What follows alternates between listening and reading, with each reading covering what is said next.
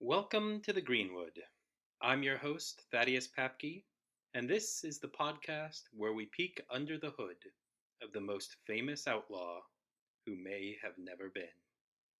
We interview subject matter experts and content creators to learn why this figure continues to endure and consider what we can learn by examining what historian Maurice Keene called the matter of the Greenwood.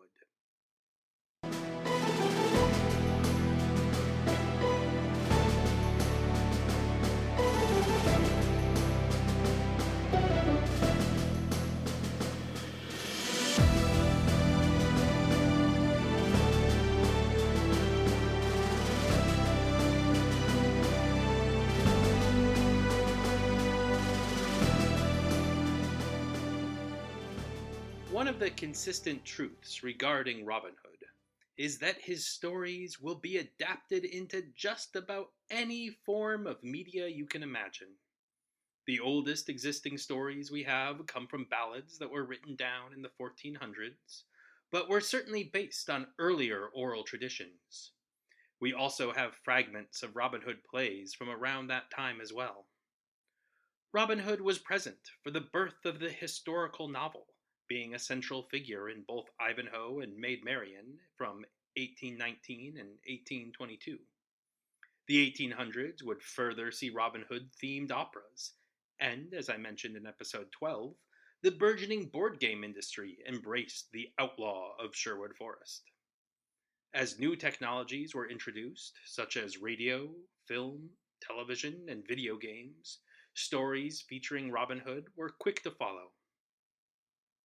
I mention all this because my guest today, Jeff Messer, has been mastering the art of adapting Robin Hood over two very different mediums.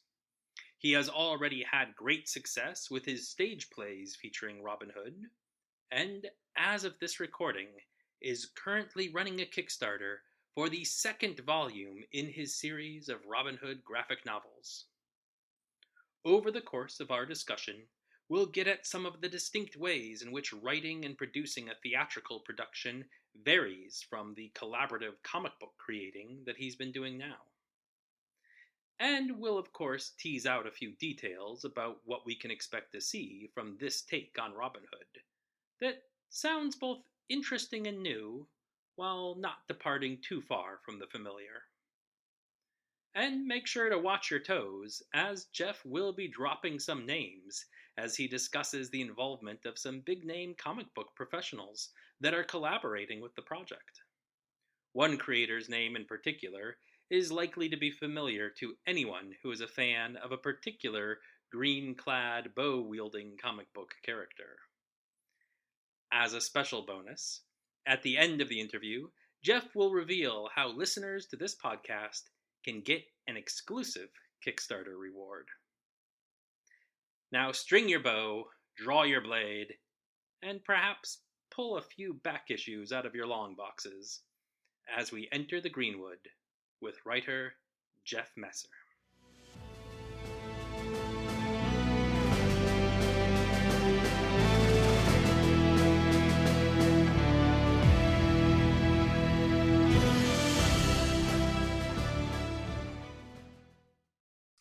Just to help get us started on the right foot, I want to make sure that we get your name pronounced right. Yes, absolutely. Jeff Messer is the name. All right. It sounds like it's spelled pretty easy. Good. Always good to check. Yes. A moment ago, we were discussing, living through this time of the pandemic, and one of the things that I've noticed is that there are a lot of people's projects being born out of the pandemic that are Yes. Robin Hood related. I know. Time for another hero. Like, certain things are cyclical, I think, and people go, man, we could use a little bit of that, in our world, in our lives. Mm-hmm. Yeah, a very heroic figure that's also from a time that is decidedly not this time, has just that kind of right element of escapism for us. Yeah, and a certain amount of kind of upstanding do-gooder, forsaking maybe his own, depending on which angle you take on the legend, forsaking his own wealth and comfort to side with the common person. It's a theme that tends to be evergreen, if I can use that term, which is perfectly fitting with Robin Hood, I suppose. Yes, evergreen in the Greenwood. Before we get too much into it, let's define for the listeners what your Robin Hood project is. Robin Hood, The Legend of Sherwood. Yes. It's interesting. It started a millennium ago. Actually, it started in the late 90s. And I was involved heavily in theater in my 20s and met a lot of interesting people. And another fellow I worked with, a guy named Robert Akers, he was more of a musician and I was more of a playwright. We kept saying, oh, we need to find something that we can work on together. And one of the things we found that we had a common love for was, Robin Hood, this classic kind of storytelling. We also come from the same generation of having seen Star Wars in movie theaters for the first time as kids. And, so there's a certain type of storytelling that we were both really drawn to. And we, at some point, we just stumbled into it and was like, let's write a play together. Let's write a musical play together. What do we like that we have in common that's never been done as a musical? And we were like, oh man, Robin Hood, has never been done as a big, Broadway style, flashy musical. And of course, we had grand aspirations at that point in time. It's like, oh, we're going to write the next Tony winning, whatever. And we were like, man, that's crazy. Why has that never been done? And the two of us started sitting down and plotting out the script. And we very quickly, at some point in the early first scene of planning, we realized why it's never been done, because, well, you can't really fire arrows on stage safely at any rate. And we were like, oh, okay, maybe that explains a lot. But we kind of came up with some theatrical ways to sort of cheat around it. And I'm happy to say the play was produced. It was hugely successful in the year 2000.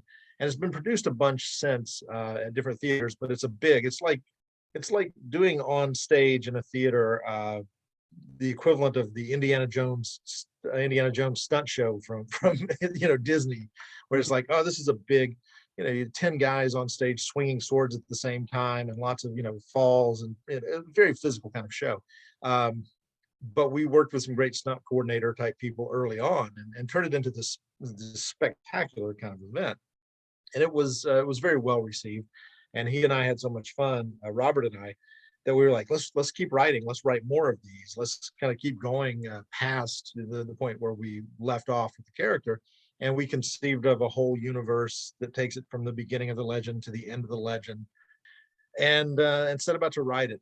We had some trouble, getting other theaters to take it on, because a lot of theaters would read it. We would send it to these big Shakespeare festivals, these big outdoor Shakespeare companies, because we thought, hey, they've got the volume of people and they've got the tech and the ability to produce it.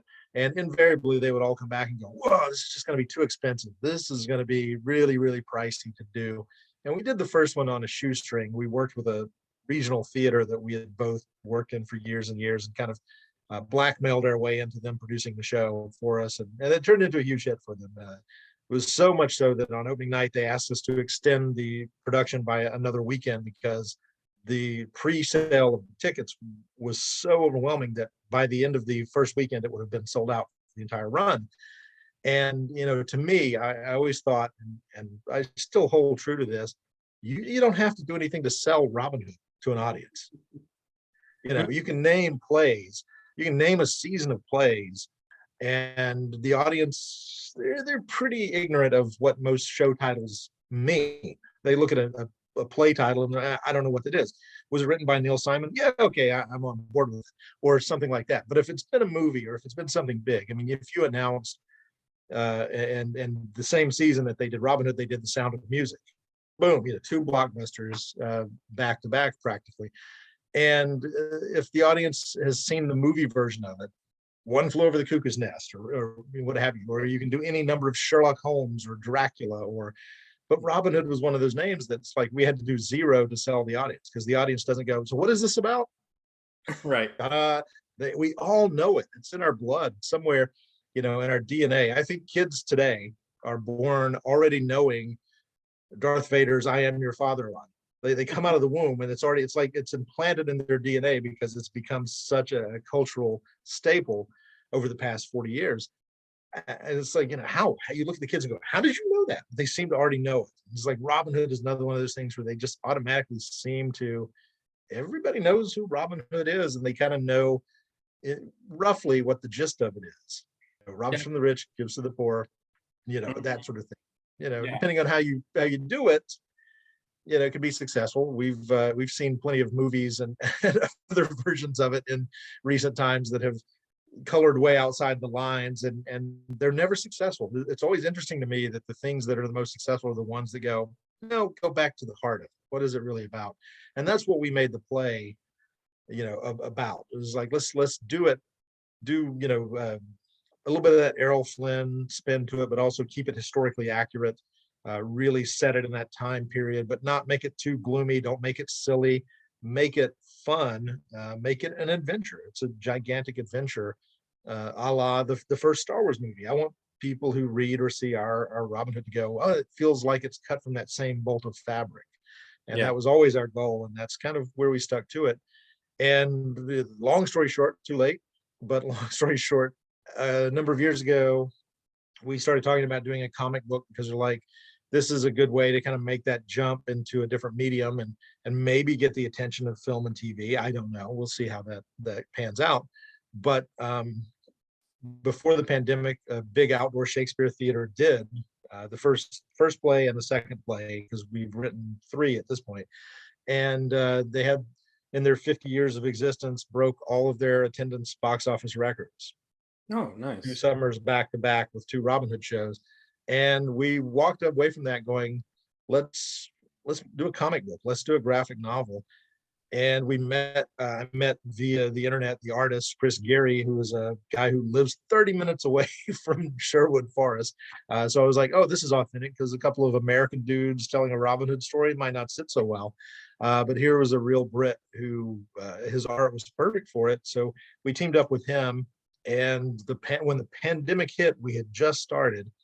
And, instead of going slow, we decided, nope, let's pedal to the metal. We're all stuck at home for the next 4 months. Let's get the first book done, and then let's throw a Kickstarter up there and see what happens. And the rest is history, sort of. So we'll touch on the current Kickstarter in just a moment with volume 2. So yes. You had the first volume and had a successful Kickstarter. Did you publish that independently? Did you have that published through somebody? We did it ourselves. Kickstarter is this great sort of leveling agent for creative people in the comic book world, where if you have enough organizational skills and enough patience, you can kind of do it yourself and make it work. The beauty of this whole thing is that after we did it, within 6 months, we had a publisher in the UK approached us about putting it out over there. So we do have a publishing deal with a company called Shift. They do an anthology book that's in all the shops and everything, called Shift Presents. And it's kind of a fun thing. And that's where Chris Geary, the artist, had done some features for them. And so the publisher was kind of nosing around going, hey, what are you working on right now? And he pointed him in the direction of Robin Hood, and the publisher was just over the moon for it. Thought, hey, we want to bring this to the British audiences, the European audiences. And so we thought, why not? So we did it ourselves here, and it's being picked up and published in the UK by Shift. If somebody was interested in checking out the first volume, where could they find it? Yes. Social media has become, and I consider Kickstarter kind of social media too, because of just the way that it works. But we have a Facebook page. It's called Robin Hood Comic Book Adventures is the Facebook page. Okay. And if people go there, they can kind of follow along.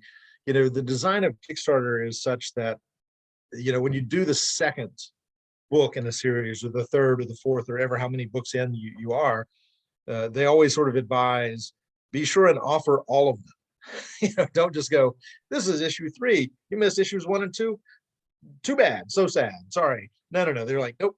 Make everything available in perpetuity every time you do a Kickstarter. So the new campaign is a campaign for volumes 1 and 2, and happy to say we've had 50 or 60 people who missed the first one who have jumped in and are getting the first and the second volumes now. And you know, that's the idea, is you kind of grow the audience with every campaign, and you find people go, oh man, I hate that I missed that. Then they see it come back around and they jump in. So you can get it through the Kickstarter. We're in the process of figuring out how this deal with the publisher in the UK works, as to how far and wide we want to do things before they put out volume 1 over there. But fans anywhere in the world can get volumes 1 and volume 2 in the new Kickstarter. Yeah, I am amongst those that are backing the current Kickstarter. Oh, Missed out on the first one, and I'm looking forward to getting both of the volumes that way.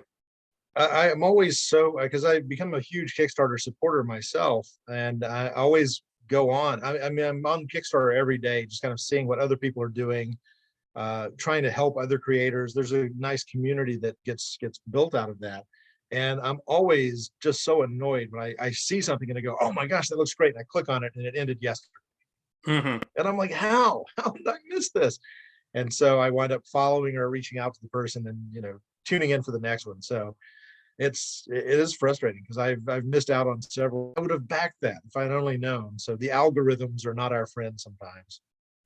So each volume is a fully illustrated graphic novel, just to make sure that the listeners are aware. And we'll certainly throw up links to both the Facebook page and to the Kickstarter page, and recommend everybody will go and click on those and check them out, and they can see some samples of the art. Fully illustrated by Chris Gary. And the art style is lovely. It looks like he does some really creative shots, lots of interesting dynamic action that I've seen. It's very cinematic. I fell in love with this stuff. The first book we did, the first book we were looking at it, and just accidentally the first handful of pages were all 2-page spreads, very cinematic. You know, it picks up at the end of the Crusades, and kind of the adventure starts there. And there was a moment that I was just like, man, Chris, could you do every spread as a 2-page spread? Like, everything is so big and cinematic. And ultimately we couldn't, because of the way the story breaks in certain places. But there are a lot of big 2-page spreads, and you know, his artwork is a little old-fashioned. Like, he's got this old soul as far as the comic book artist style goes, so it doesn't look overly modernized. So there's a classic feel to it that I just took to right away. I felt like when I saw some of his work, it evoked like Alex Toth, or even some early Frank Miller, if you will. Like, other people have looked at it and sort of seen it, or Mike Mignola, or things like that, like early 80s work from some of those creators. And it has a kind of a little bit of that kind of late bronze, early modern kind of style, which is looks a little bit less my bread and butter. I love that stuff. Yeah. But he's not the only artist you're working with. You have a couple other talented artists that are doing variant covers and the like for you. Yeah. And I should mention their color artist, Gareth Audie is his name. He and Chris work together a lot. They're both Brits, so he's doing all of the color work for us. But the first time around, we had 2 variant covers from some artists, some names that people might recognize.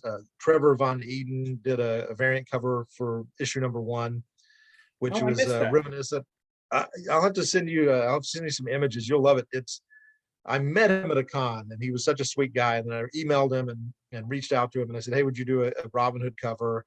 And we talked about the idea, and I was hinting at what he wound up suggesting, which was aping his Green Arrow miniseries number 1 cover, which has, you know, the Green Arrow with the bow and people like shooting at him. Instead of, he did it with swords, and he's like, it looks like he's firing multiple arrows, like rapid fire. It's very fun kind of cover. And Bo Hampton did a cover for us for volume 1. For volume 2, I actually ran into Bo Hampton at a Comic-Con back at the end of April, and sort of were like, hey, do I know you? And I'm like, well, yeah, I'm the guy that you did the cover for. And we became really good friends during the weekend at the con. And then by the time it was over, I said, you want to do another cover? And he said yes. So he's got one. It's up on the Kickstarter now. Christopher Schenk is doing another one, and I picked him because I really like his art, but he also did a Robin Hood miniseries in the early 90s for Eclipse Comics. And so it's kind of a little bit of a throwback there. So we've got that. We've got a couple of pinup pieces from comic artist Ron Randall, who I've become friends with. He's a huge Kickstarter guy. Bob Hall, who did a lot of work for Marvel in the 80s, West Coast Avengers and whatnot. Met him at conventions, and he was just a great guy to kind of bring on board. And he's doing a pinup for us. And I'm going to name drop big time here. But I was going to ask about this name drop anyway, since I saw it on the resume. Well, when I was a kid, my favorite comic book artist was the first comic book artist I ever saw in a comic. And it was Mike Grell, who was kind of an icon of the industry, coming up on 50 years in the comic biz. And I met him about a dozen or so years ago and corresponded with him via email for a couple of years. And then in 2015, he and I hung out at a convention where the number of people at the convention tables outnumbered the number of people attending the convention. Ooh. And yeah, it was one of those the week before Christmas in 2015. And we all just, I was there working with him. He asked me, his wife couldn't come to the convention with him. And it was an hour away from where I lived. And so he emailed me and said, hey, do you want to come over and hang out and help me run the table? Expecting crowds and, swarms of people, and none of which ever came about. But we spent the entire weekend just sort of hanging out and formed a personal friendship and a bond, and have been really close ever since. I convinced him to give Kickstarter a try in 2018, 2019. And he reluctantly was like, okay, let's give it a try with some of his projects. And it turned into a huge success. And it gave me the courage to actually do some of my own, because I was like, hey, this is kind of cool if this works out. And so that's where I got into this. So I do a project with Mike Grell, and then I do a project of my own, and then I kind of rotate, if you will. And so we've been doing that ever since. So all through the pandemic. But also the other kind of interesting thing is that in late 2017, I got asked to help write a book about Mike, because the publisher knew that I was close with him, and I was looking for some freelance writing work. And they were like, hey, let's hook you up with this other writer, and you guys can write a book about Mike Grell. And the weird thing about that is that it accidentally got nominated. I don't say accidentally, but it got nominated for an Eisner Award in 2019. Mm-hmm. And congratulations. Oh, thank you so much. It was weird. I was sitting at home and I was logged onto my computer, and the little Facebook Messenger popped up from somebody I knew who was, comic book adjacent. And he was like, hey, congrats on the Eisner nomination. And I sat there for a full 10 minutes going, how do I respond to this? I think he's mistaken. That makes no sense. I haven't done anything that would even be on the Eisner radar. And I thought, well, wait a minute. I helped write that book. And so I Googled, and they had just announced the nominations, and I scrolled down the page, and I was like, oh, no wonder I missed a phone call from the other writer like a few hours ago that I hadn't gotten back. It's like he got the heads up about it, and then suddenly we were nominated, and we went to San Diego Comic-Con in 2019, the last time they had one before the pandemic. And we did not win, but the cliche of being nominated is just as great as, when we hear that, right? You hear actors at the Oscars going, it's an honor to just be nominated. And you go, oh, come on. But I got to tell you, sitting in that room for the awards ceremony, it didn't matter to either of us, whether we won or not. It was just like, holy crap, we're here. And I left San Diego determined to, as I was approaching my 50s, I'm like, I've got a big sign in front of me saying, maybe you should pursue this thing that you were always afraid to pursue when you were younger, writing comics, working in comics, doing stuff in comics. Maybe this is a sign that you should be doing that. And so I dedicated myself to that ever since. And then the world closed down and gave me 4 months to work out of my bunker. So just for the sake of the audience members who aren't comic book fans, you mentioned a number of big name artists and creators who worked for some really big name, popular comic book companies. Yeah. Mike Grell being one of the most famous of them, of course. And he's got a resume that goes back for decades, as you said, like 50 years. Almost next year will be his 50th year of comics. Let's see, I know he has a few creator-owned characters, and is famous for working on the Legion of Superheroes in the 70s, for creating the character, the Warlord, for which he was both the artist and the writer. And which was a bit of a revolutionary thing at the time. Like most books didn't allow the writer to also draw it. So he was kind of a barrier breaker in the 70s. But yes, and then he went on and did creator-owned projects in the 80s, and then came back to Green Arrow at DC Comics. Right, and that's a relevant Robin Hood connection, is that one of the works that he's best remembered for is a very iconic run on the Green Arrow comics, a mature adults run on the character of Green Arrow. So this classic superhero who had been around from the 50s, very always a Robin Hood inspired character, had been sort of like a cross between Batman and Robin Hood for the first few decades of his comic escapades. But then Mike Grell took him and really, didn't exactly take him out of the DC Comics universe, but really focused on a very no frills, not alien invasions, urban vigilante, but upped up the kind of Robin Hood appearance to him. He's got, the very Green Hood, very leaning into the Robin Hood elements, while also playing up that very Robin Hood story, but he's in the streets of Seattle instead of out in Sherwood Forest.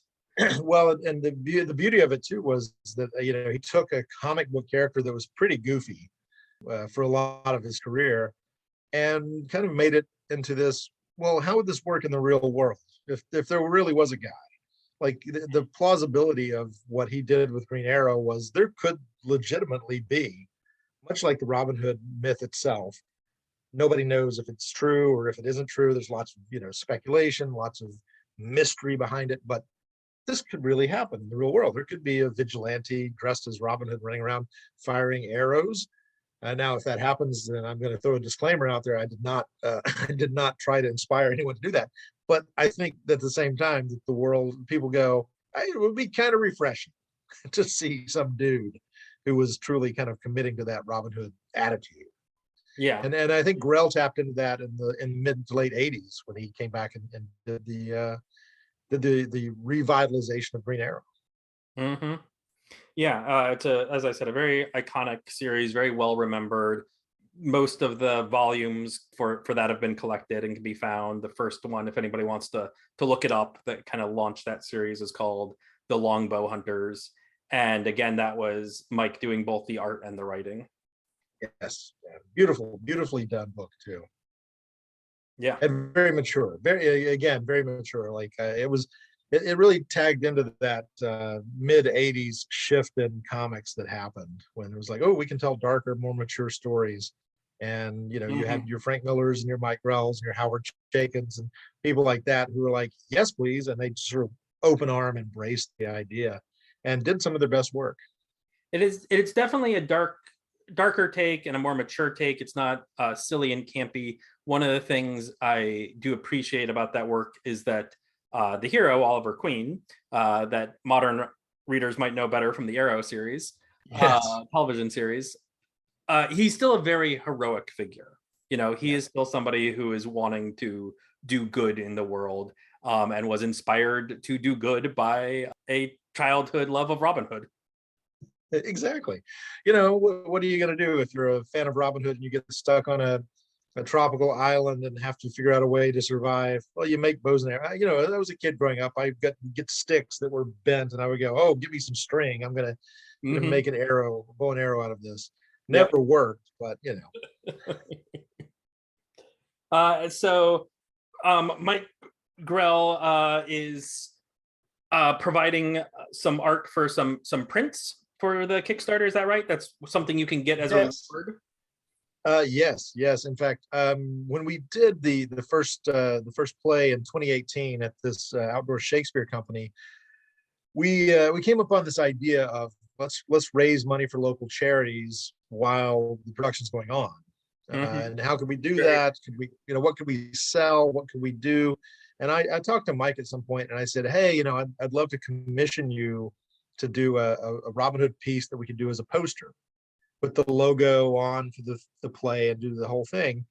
And then we'll make some prints and we'll sell them for like, $10 a piece at the play and raise money for local charities.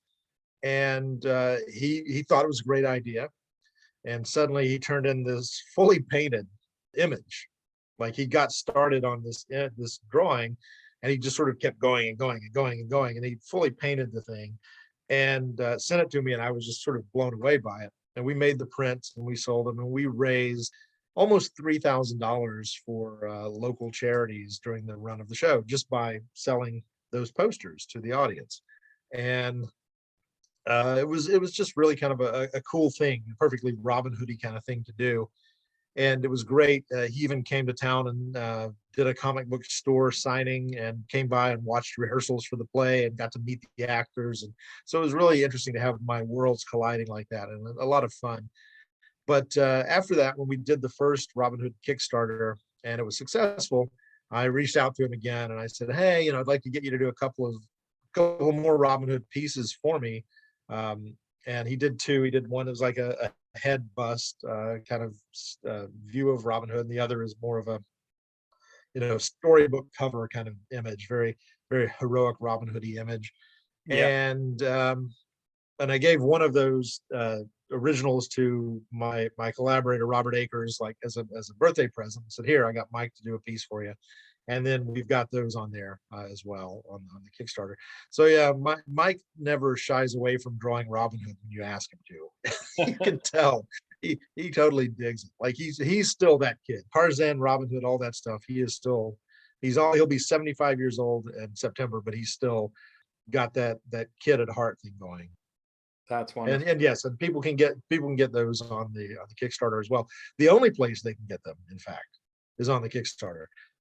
I'll have to say that was actually the hardest thing for me when it came to backing the Kickstarter, was to figure out which level I wanted to support, because there are so many really good reward offerings there in terms of having these variant covers that are being presented, in terms of these art prints by your talented team of artists who are working on the variant covers and the art prints, and trying to figure out like, ooh, what is the combination of these that most appeals to me?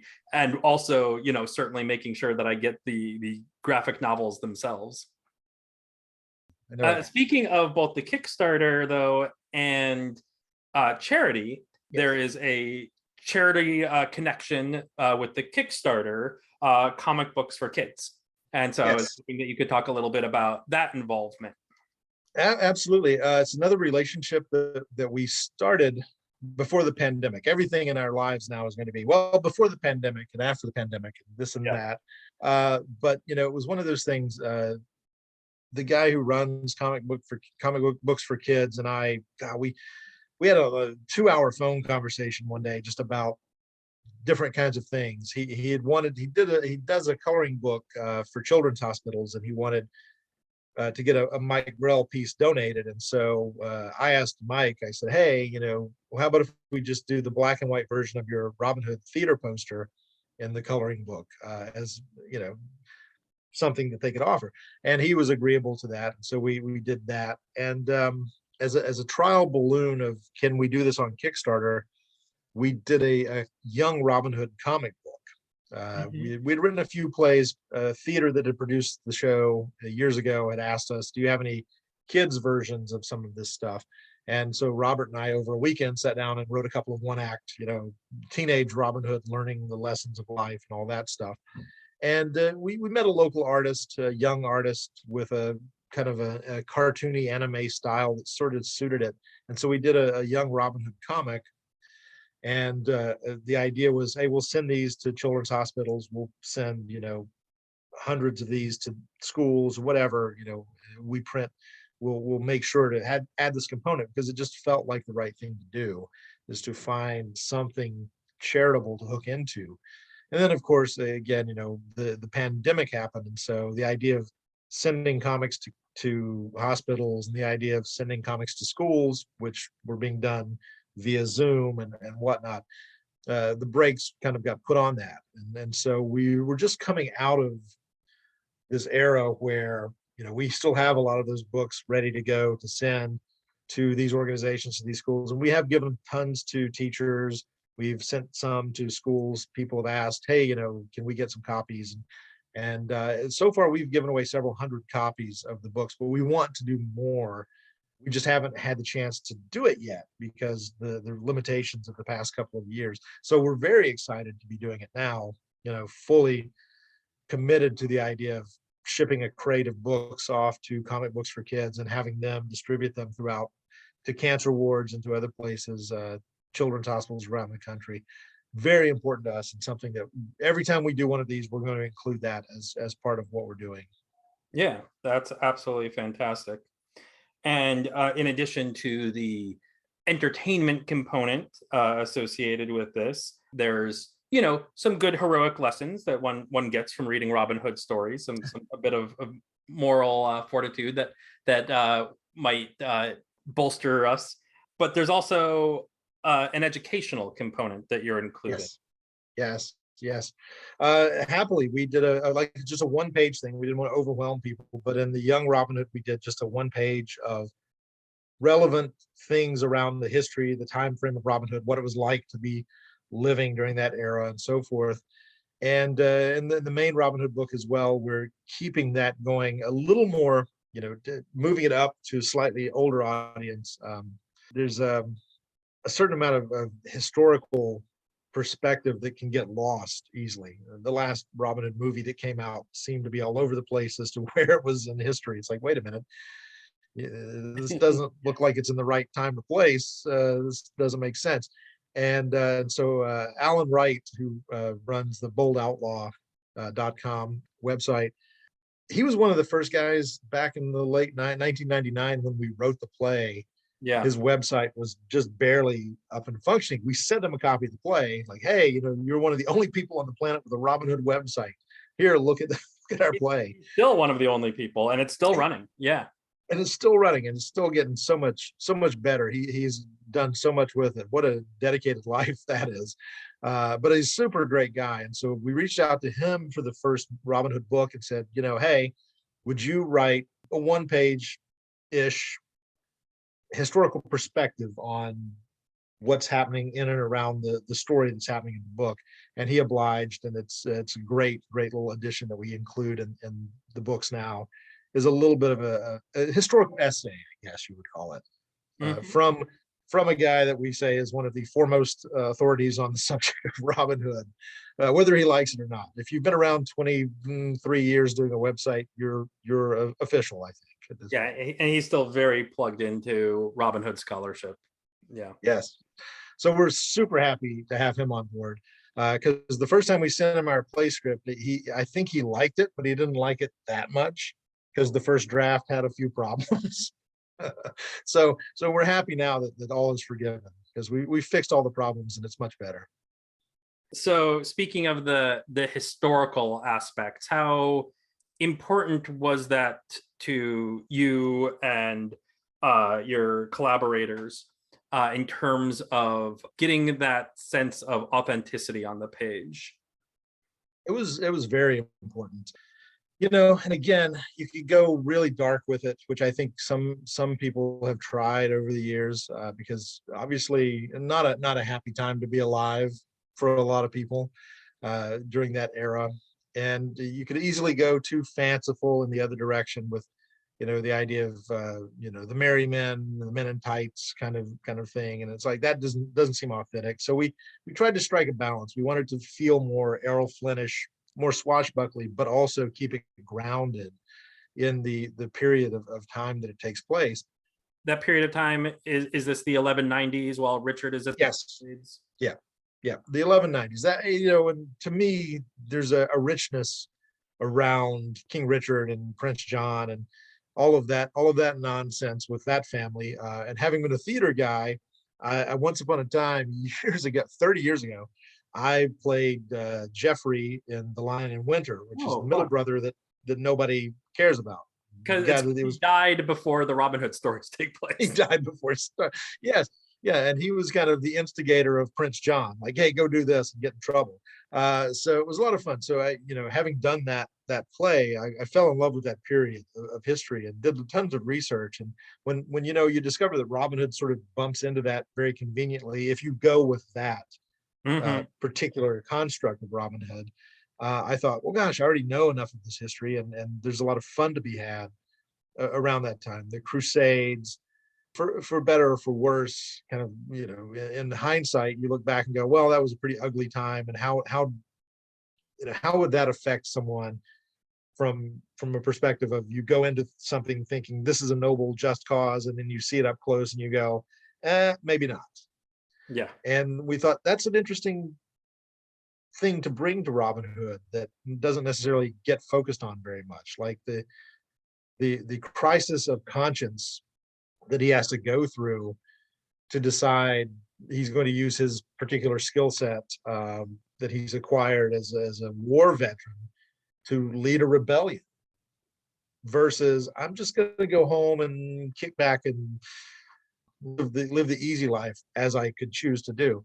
And to me, there was a lot of aspects, and to Robert as well, that we talked about as we were writing the play, where it's like, let's keep it grounded, let's keep the focus on the character. And one of the things that you always see that I think they go wrong with in some interpretations of Robin Hood is they assume the audience already knows everything about the characters, so they do very little character development. And we wanted to kind of go the other way. It's like, let's get to know why Will Scarlet is the way Will Scarlet is. Let's we looked for more female characters, because of course in theater it's easier to find women than men sometimes, especially in community type theater.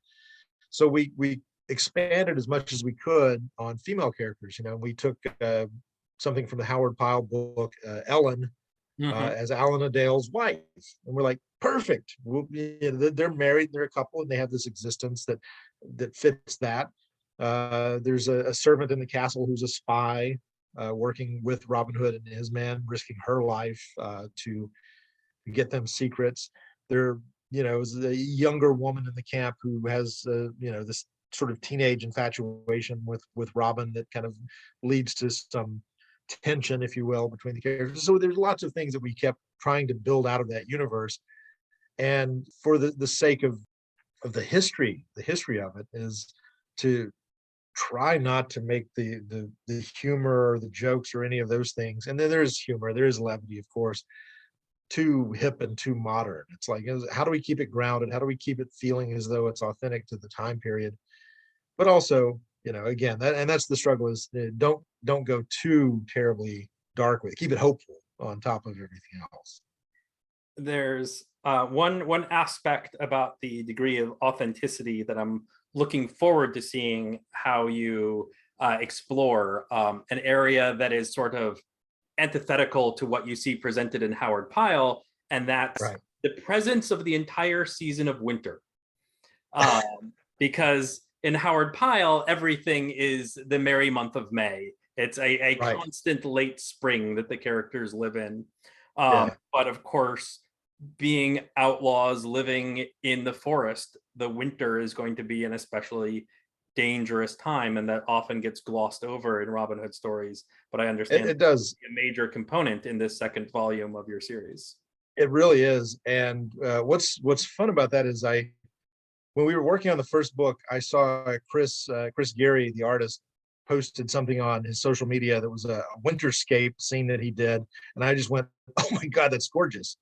We got to do Robin Hood in winter, and of course that suddenly made perfect sense. And so, and if people look at the actual time frame in history, there's a really narrow window that all of this adventure can happen in before King Richard returns, historically speaking.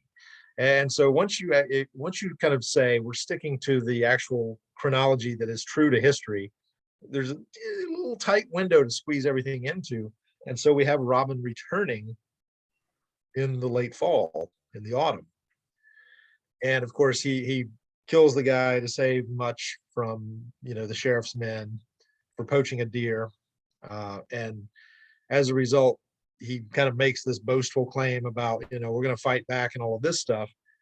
And then winter sets in. And the first half of the second book, the happy accident, I guess you could call it, was, oh, wow, we can explore the lowest point possible for an uprising of people living in the woods, trying to stay alive, and delve deeper into the character of Robin, who is, he makes these bold claims. Oh, we're gonna strike back and it's gonna be awesome, kind of thing.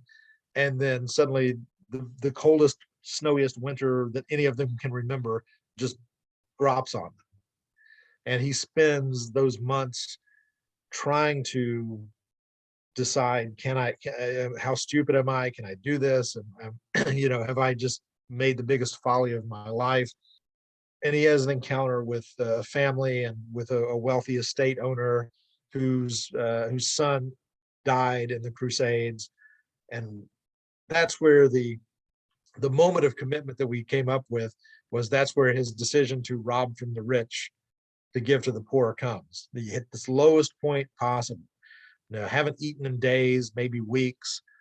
Everybody's, malnourished and famished. And he goes out on his own to find help, and thinking he's going to walk into the forest and basically die. He's ultimately, he could, as well as finding some help and finding some hope, he could very well just walk away and die. And then he finds this glimmer of hope again. And he makes the choice to steal from the rich to feed these people who are starving. And it gives him enough energy. And Chris's art is so beautiful. There's a great 2-page spread that shows winter turning into spring progressively as they're building up. It's like four vertical panels that work across the page, showing them building the camp, showing him teaching them how to fire arrows and how to sword fight. It's a little montage kind of thing. And it's one of my favorite things that we've done with the book. And none of that was in the play. Like this, the play is more of the typical story. The comic is allowing us to paint between the scenes, if you will, and explore things that we weren't able to explore on stage. Forget about firing arrows on stage. Having a blizzard would have been just a nightmare logistically. Right. So we can do that in a comic. We can explore those things in a comic, and it's made it a better story as a result. To go to those places, and then find the hope for the characters to rise out of it.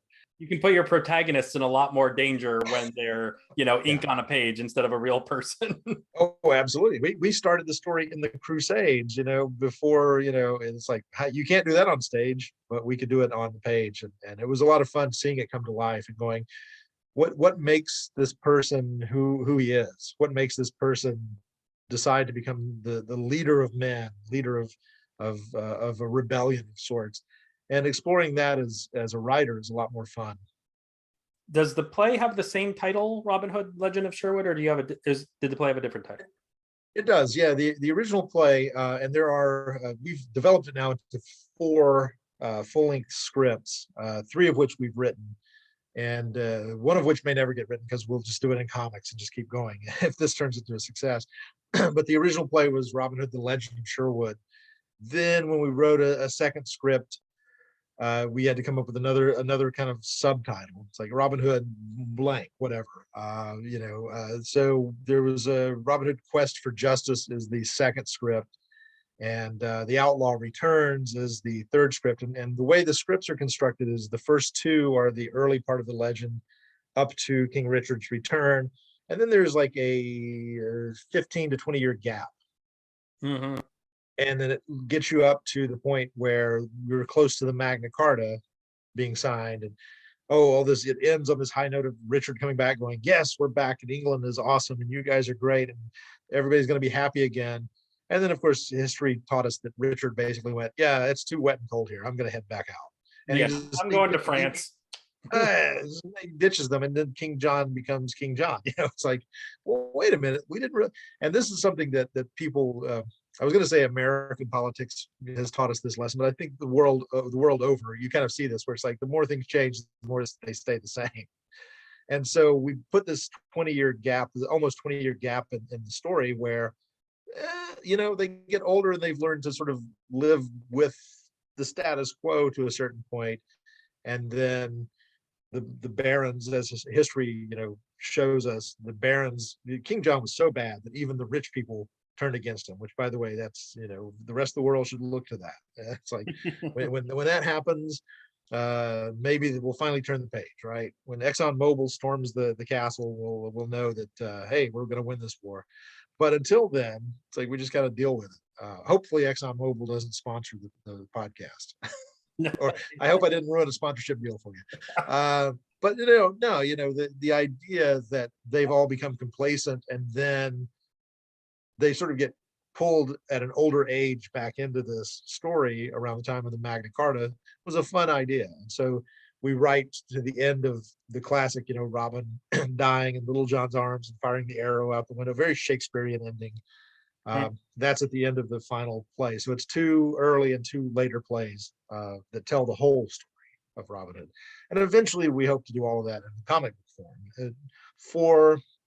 Roughly 4 volumes apiece, 56 pages each, which is the Kickstarter. So the first 2, the first book is 56 pages, the second book is 56 pages. So they're double length graphic novels, like big oversized graphic novels.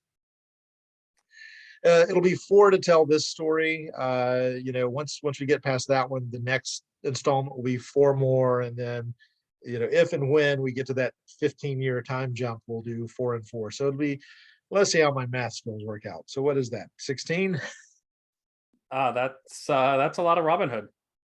That is, but it's the idea is hopefully it'll be kind of a complete. I'm not going to say no to it. I'll be there. No. And as long as people keep saying, kind of supporting it, then, we'll keep going with it. And like I said, we kind of created our own little universe inside of the Robin Hood mythos. And to be able to tell that story from beginning all the way to the end, it feels really satisfying. I mean, we don't know what it's like because we haven't done it yet. But, when we do get there, it'll be really satisfying, I'm sure. So speaking of that, your own mythos that you're creating there, your own kind of Robin Hood world, who is your favorite member of the Merry Men to write? Oh gosh. There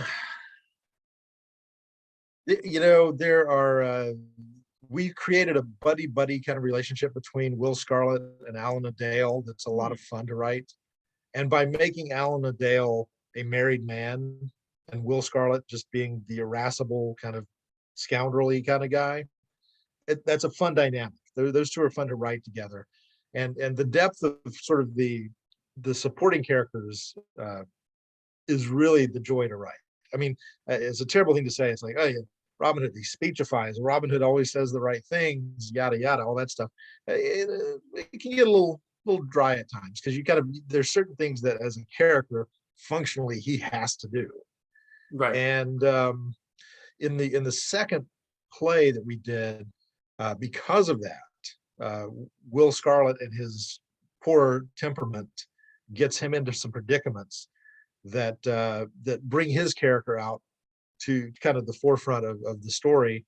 There's a sequence in the second play that's kind of funny where they become so successful at what they're doing now. It's like a well-oiled machine, and quite often he shows up after the skirmish is over, and he gets credit for it. So there's all this kind of like, oh, I don't have to do much now. It's like you guys all do the things and I get the credit for it, sort of thing. And then so Will Scarlet goes a little rogue at one point, gets thrown in the dungeon, and there's this grand escape that happens and so forth. So I think Will Scarlet's probably the most fun to write just because he's got a bad temper. He's got a pretty dark backstory that we delve into by the end of the first book, but he's definitely the darker side of the Robin Hood story as far as, he would rather punch first and ask questions later. He doesn't want to speechify. He doesn't really want to deal with the nobility of it all or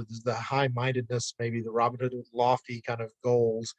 Will is just show me who to fire an arrow at. I find a good Robin Hood story. Robin Hood has to be very likable. He has to be very fun. affable, merry, somebody that you do enjoy seeing on the page or on the screen. But at the same time, he also always has to be the capital H hero, so that limits how much you can get away with having him do and say.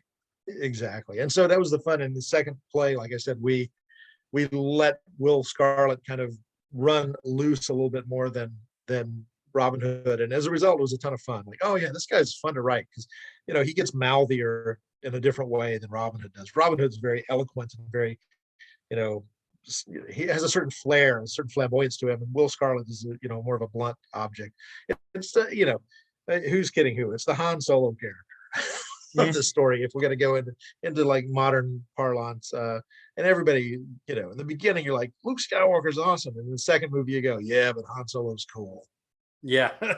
I remember having that experience as a kid, being a young kid watching Star Wars and loving Luke Skywalker, and then as I got older being like, Han Solo is pretty cool. Yeah. He's the cool dude, and the cool dude gets to say the fun stuff sometimes. But yeah, there's a certain swagger that Robin has to have, but again, it's a stylish sort of swagger, And you even mentioned Star Wars as such an inspiration on the Kickstarter page. Yeah. It's just very important. When I was a kid, I saw it. I was 7 years old. I saw it at a drive-in movie theater. Kids Google that, you'll see. Maybe. Oh, they made a bit of a comeback during the pandemic. Well, that's true. That is true. It's like, I've known this was cool all along. But yeah, I saw Star Wars, and I grew up in a very rural, kind of small town sort of community, and was into comic books, and I was into all this make-believe stuff, and always sort of being told, it's like, come back down to the ground, kid. It's like your head's in the clouds and all this stuff. And so Star Wars spoke to me in a huge way. Again, that Luke Skywalker thing was like, I get it. I'm so dialed into this. And by the end of seeing that movie, and this is true, and I still have the copy of it. No DVD, no VCR, no cable, no streaming, no nothing. We had comic books, and that was it. There was a comic book adaptation of Star Wars, but I saw the movie, and I went home, and I so wanted to hold on to that experience that I wrote my own adaptation of it over like the course of the next week with illustrations. Now it's horrible to look back and go, that's what I thought that was about. Wait a minute, that, like, my interpretation of certain scenes of the movie are just completely wacko. But I did it, and it was this weird exercise where by the time I was finished with it, I was like, I want to be a storyteller. It cemented me in that mode in my mind, and from that point forward, I'm like, this is what I'm going to do. I'm going to tell stories. And so when Robert and I started working on Robin Hood, we both agreed the script writing has to feel like that first Star Wars movie. It works for all audiences. It tells a broad enough story, but there's enough kind of notes in between that it has heart and it has depth to it. So we kept that as our template. Let's keep it on that level. The original Star Wars movie, the way that it made you feel, we want to write a Robin Hood story that makes the reader or the audience feel that way. And so we kept that as our goal, and very important to us. That we think we hit the mark more often than not, but it's a high bar to hit, So Star Wars, of course, is also known for having an extremely memorable villain, and for the contrast of who was your favorite merry man to write, who was your favorite villain to write? Oh my gosh, we as writers had so much fun. The villains are always, as an actor, I played Jeffrey Plantagenet in Lion and Winter. He's such a scumbag. So much more fun to play than just playing a hero. He is yes. But the villains are so much more fun to write too. And so the sheriff and Sir Guy of Gisborne, if there is comedy in the play, and it's there, but it's so black as far as the comedy goes, because they're the villains, but they have this ultimate dysfunctional relationship, and Sir Guy of Gisborne in a lot of Robin Hood is depicted as being, this sort of ultimate kind of tough guy. We went the other way. like, nope. He is a landed gentleman who has no business being in charge of anything military, but because the sheriff is trying to exploit his cousin's fortunes, has put him in charge. And so he is kind of incompetent. His second in command, the character that we created called Cedric, is the guy who should be in charge. He's like the cold-hearted military kind of minded guy, but he has to follow this complete idiot into battle, which always leads to chaos. And so there's a lot of banter with Robin and the Merry Men and Sir Guy of Gisborne, because he's a coward, he's a fool, he's all of those kind of tropes. And the scenes with he and the sheriff are reminiscent, and this is such a weird pull, I know, but there is one line of dialogue in the first play that is a direct homage to Jackie Gleason and the guy playing his son in Smokey and the Bandit, and the relationship they have. Okay, yeah. Is the sheriff and Guy of Gisborne in medieval times. Inspiration there, but it's it's such a weird thing, and I remember writing this line, throwing it in, and I'm going, if anybody has seen Smokey and the Bandit recent to the time they see the play, they're going to go, hey, wait a minute, that line sounds vaguely familiar. But to make things even more interesting is certain Guy of Gisborne is an idiot. The sheriff is a smarter idiot.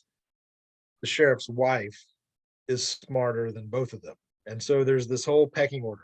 And we created a wife for the sheriff who has to, because of her station, hide behind the drapes to overhear the conversations with Prince John and the sheriff. And then she comes out and basically says, well, this is what we have to do. She is pure evil. She is like Disney evil queen, prima donna kind of character. And so it's the dynamic of all of them, because some of the scenes, Prince John chews out the sheriff, leaves. The sheriff chews out Sir Guy of Gisborne. He kicks him out, and then the sheriff's wife comes out and gives it to him. That's very folklore.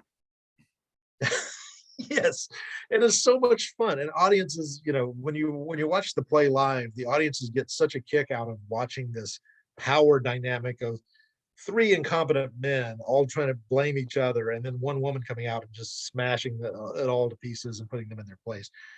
It's always fun. So writing the bad guys is fun. The sheriff in Gisborne is particularly fun, though, because there's just this absolute black comedy hatred in some of the relationships. So, and you get some of that in the second volume of the Robin Hood book on the Kickstarter. You get to sort of see this experience. There's a running gag, and again, certain elements of comedy. There's a running gag now, and it was in the play that was always a lot of fun, is that every time Robin Hood robs from Sir Guy of Gisborne, he steals his clothes. And so there's just this ongoing thing about it, because his guy dresses like a dandy, and he's got all these rings and jewels and all of this stuff. So of course his clothes are valuable. So he always gets his clothes stolen too, and it becomes a running joke throughout the show, or throughout the comic as well. So, but yeah, so that would be the ones that are most fun to write. Yeah, that sounds fun. I'm looking forward to reading it. And speaking of that, when am I likely to be able to? What is the fulfillment looking like for the Kickstarter? Well, we're super happy about this one. The first one was hampered significantly by shipping issues during the pandemic. The first book was published in early 2021, and then of course, instead of things getting better, it only got worse. And so fulfillment was a little tricky at that point, but everything looks to be smooth sailing now. Chris just turned in the final pages of the comic, so it's all done. And Gareth is coloring it even as we speak, although he's probably in bed because it's 5 hours earlier. Yeah, right there, right? So, but who knows, these artists, but so it's being colored now. Chris does his own lettering as he goes, which is kind of brilliant. So he's the artist and the letterer.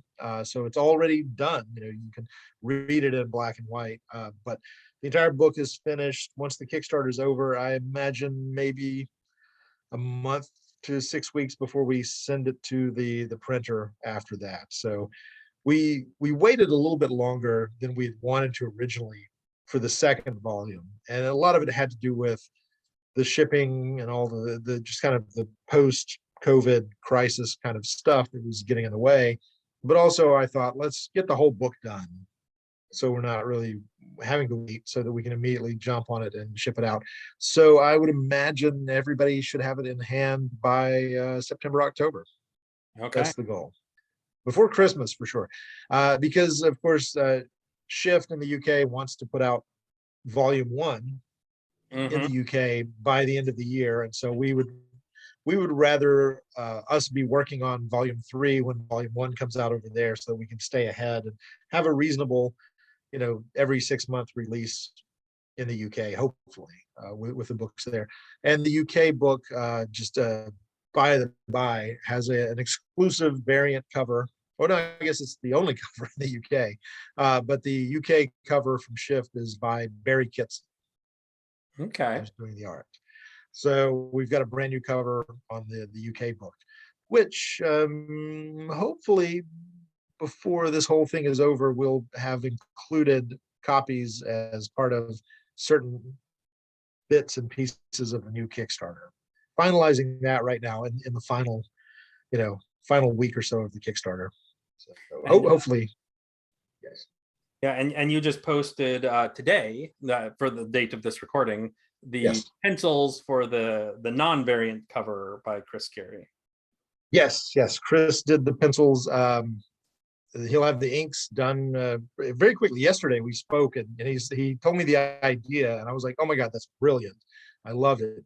And then today he sent me the pencils. So I imagine the inks will be here tomorrow, and colors soon thereafter. But the concept of the regular cover from Chris Geary, I really love. We tried in the first book. He had the idea of doing a wraparound cover that was painted, and he did it, and it was a really good, like a classic sort of storybook fairy tale kind of illustration. Looked really, really fantastic, but it just didn't feel right for the cover of the book. And so what we did, instead of saying, oh no, we're going to scrap this beautiful piece of art, is we put it in the center, like as a centerpiece in the book. And Chris did a different cover for us ultimately that was a little more dynamic, if you will. And for this one, we had talked about some ideas for the cover. This issue features the Robin Hood Little John quarterstaff fight, big moment. It also features a big Robin meeting Marion for the first time, and a big fight that happens with the sheriff and all of this stuff. And we were trying to settle on what the cover could be. And Chris really liked the idea of it being Robin flirting with Marion. And he did a couple of examples of it that were like wider shots, and he pulled in really close so you could only see them and see just the edges of what was happening around them. And he proposed the idea. He said, if the cover is this, it looks like this really nice romantic image, and the centerfold piece will be a double page spread that is a zoomed out version of this scene. And you see that all manner of mayhem and melee are going on around them while they're flirting, sword fighting, and all of this stuff. And I was like, that's kind of brilliant. I love it. So yeah, it becomes a very literal, them having only eyes for each other sort of moment. Exactly. Yeah, they're lost in this tiny little moment. Meanwhile, everybody is beating the snot out of each other around them. So it's kind of fun. It made me think. I posted something earlier too. It made me think. I watched Butch Cassidy and the Sundance Kid recently, and there's that shot at the end, that iconic image of the two of them running out of the building, firing their pistols, and then the camera just pulls back further and further and further, and they're both these tiny little images by the end of it. And I was like, oh, that's a really cool concept. So that, a little bit of that flavor with Robin Hood, so that you see just a tiny fraction of the scene on the cover, and the big picture is much more expansive. So I'm appreciating how in the discussion of this very cinematically done graphic novel, there's so many great works of film that are playing around in your mind. Oh my gosh! Everything from Smokey and the Bandit to Butch Cassidy and Sundance Kid to Errol Flynn's Robin Hood to Star Wars. It is And it's such a melting pot of great ideas that you're picking from there. it all kind of blends into one. If I can kind of, spaghetti factory it out into a Robin Hood story, then why not?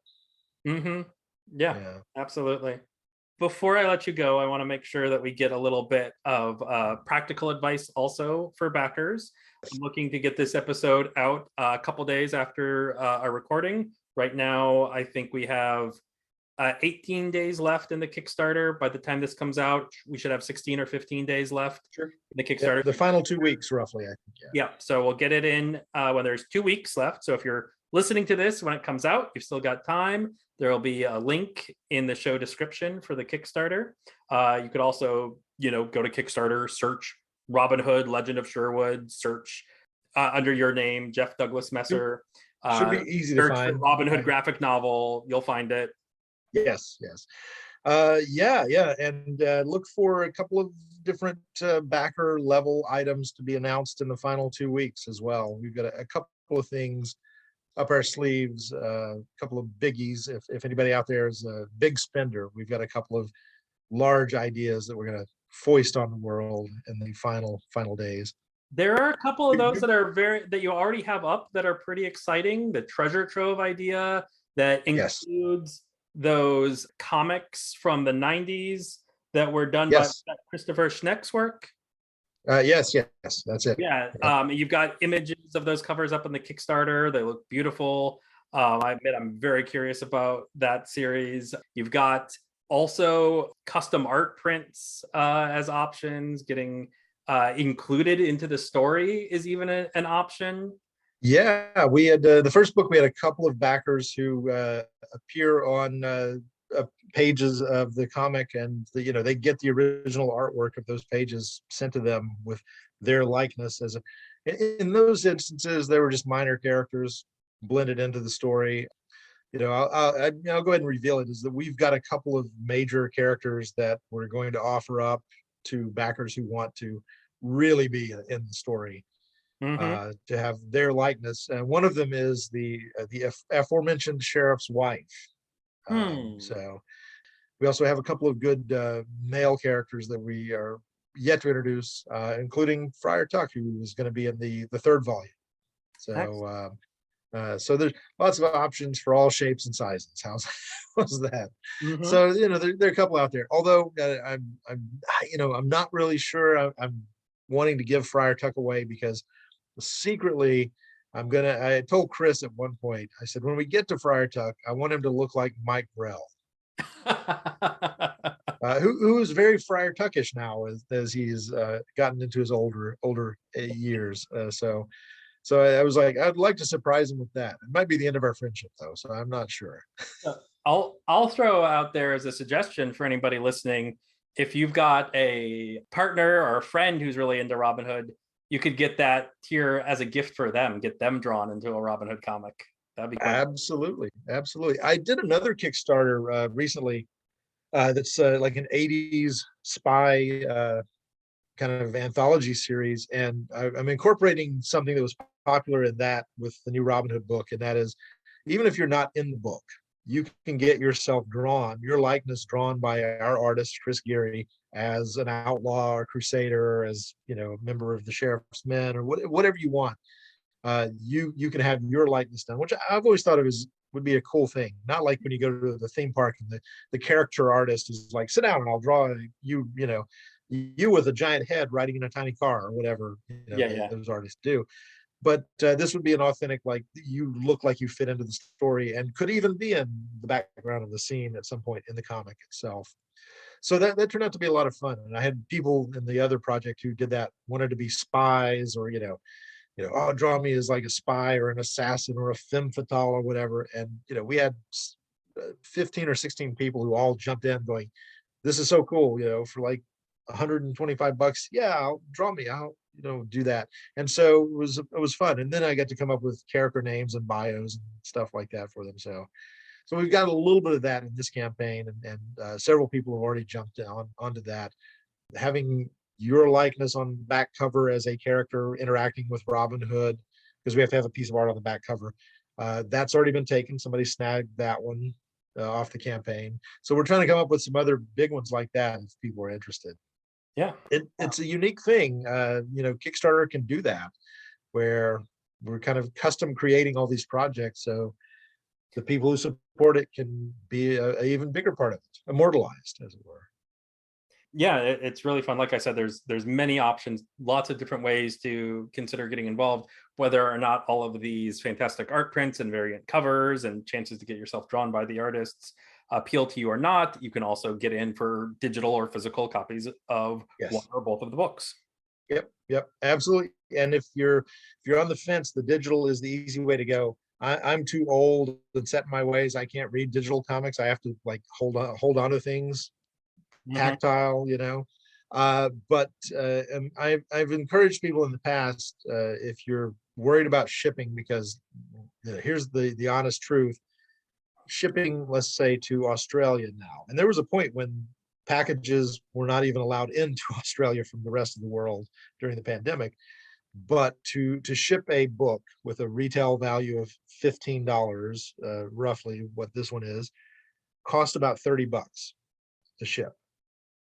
That's insane, but it's the reality of it. And so I've encouraged people, it's like, if you look at it and go, I really want this, I really want to support this, but the shipping, I can't pay $30 for shipping. And that's a break even amount. That's like us eating it on the packaging side of things. Get the digital. I always encourage people, get the digital, and at some point we'll put out a collection of everything put together, and you can wait and get that, or hold up, it'll be in the Diamond catalog or whatever for comic shops, and you can go buy it in physical form in your own comic shop. But if you want to support it now and read it now, digital is the way to go. Yeah, and I appreciated how clear you are about that on the Kickstarter page. There's that advice for international backers. Look at the digital option. That's the most reasonable option for most of the world. We're looking at, you're going to publish it independently, and then in the UK you've got Shift, who's going to be publishing, helping us. Yeah, and we're looking for that too. And I think a lot of people on Kickstarter are in this mode now where they're looking for people in other countries, be it the UK, be it Canada, wherever, that it's easier to package a big box of books and pay $100 to ship 50 books to someone else across the border, and then they ship them in country for you. We're looking for those options as well. And I think a lot of folks on Kickstarter are starting to do that. So there may be solutions for the international buyers coming soon. It's a slow process at this point. Mm-hmm. And this won't be their only chance. There will be Kickstarters in the future. There'll be additional volumes.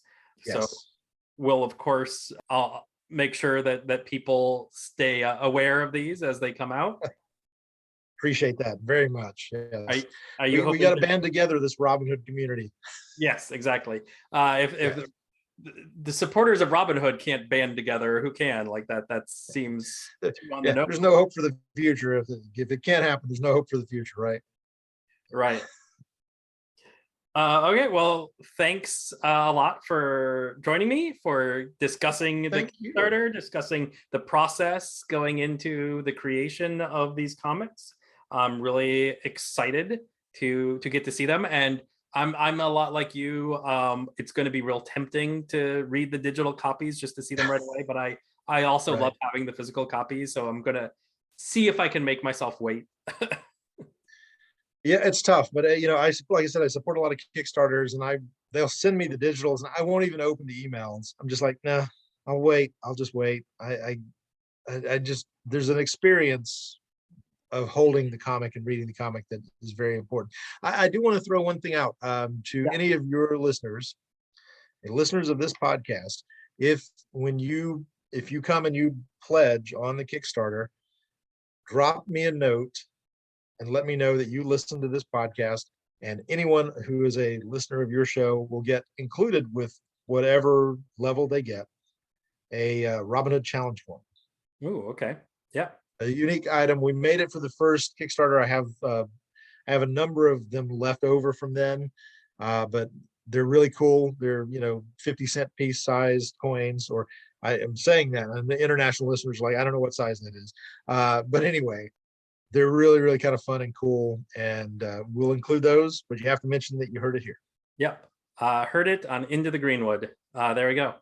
That's fantastic. Thank you. An exclusive for you guys. Yeah, Into the Greenwood exclusive. Okay. Wonderful. Yeah, like I said, I'll make sure I get this edited right away. We want to get it out there while the Kickstarter is still running. I appreciate it, and I appreciate everything you guys are doing. Keep up the good work. We all have to keep the spirit of Robin Hood alive out there. And I appreciate what you're doing. It's a lot easier to do when people are putting out brand new stories still for us to enjoy. This is something to talk about, right? Exactly. Sure. All right. Well, it's been wonderful meeting you. It's been a lovely chat. Absolute pleasure. Yeah, an absolute pleasure, man. Good luck in anytime down the road. Don't be a stranger. It's always good to know somebody else out there. Awesome. Thank you so much. Great. Yep. Thank you. Good night. Take care. Good night.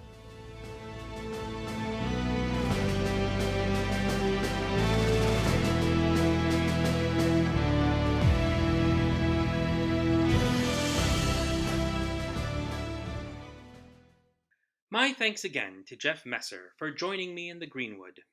If you're listening to this episode within 2 weeks of its initial release date, then you still have time to get in on the Robin Hood Legend of Sherwood Kickstarter and check out the incredible array of exclusive offers that come with it. If you decide to back the project, don't forget to let Jeff know that you listened to this interview.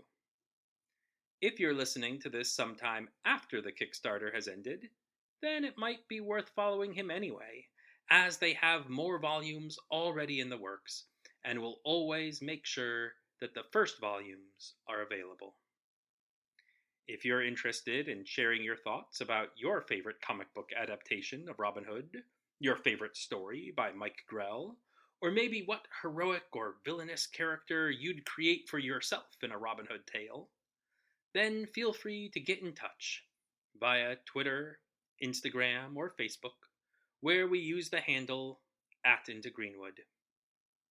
If you wouldn't touch social media with a cloth-yard shaft, you can also email us directly via intogreenwood@gmail.com. Into the Greenwood is produced and edited by me, Thaddeus Papke. Our theme music is by Plastic 3, and it's brought to you by the generous support of our patrons on patreon.com/intogreenwood. And today we have a new patron backer to thank. It's none other than Alan Wright, who has been mentioned several times before on this podcast, including earlier in this very episode. Thank you so much for your support, Alan, and a very deep, heartfelt thank you for all the fantastic work you've done over the years on your Bold Outlaw website, on social media, and simply all over. If you'd like to join our merry band, you can support the podcast for as little as $1 an episode by going to patreon.com/intogreenwood, where you can find backer-exclusive content such as bonus audio and a very special Into the Greenwood t-shirt. All money goes directly to paying for the hosting fees and production costs, except for 10% that we set aside for our select charity, Trees, Water, and People, which is a top-rated foundation that implements sustainable solutions for providing clean water and food to impoverished communities around the world. If you have not the alms with which to support this small podcast, you would also be doing us an immense help by leaving positive ratings and reviews on Apple Podcasts, Spotify, or wherever it is you listen to us. Into the Greenwood is really lacking in reviews, which means that Podfinder algorithms will not recommend us to potential new listeners. And of course, recommending the podcast yourself to others would mean a lot as well. Into the Greenwood is completely independent and ad-free, but we do need some assistance to stay that way. That's all for now, though. So once again, I find myself wishing safe travels to you, one and all, until our next journey together into the Greenwood.